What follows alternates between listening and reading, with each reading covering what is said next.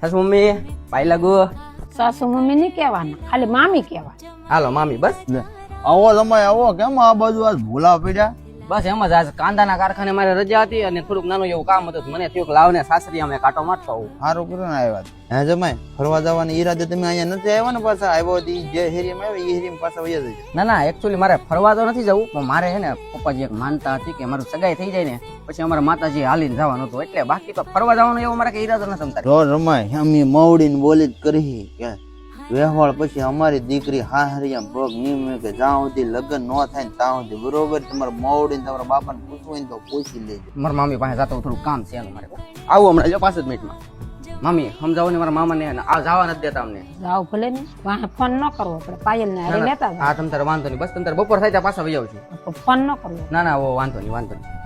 યાર પાયલ ના પાડી દે ને, તું એક આવી ને આપણે બે ને ફરવા જવાની વાત છે એમ એ કરીને મેં મનાવ્યા.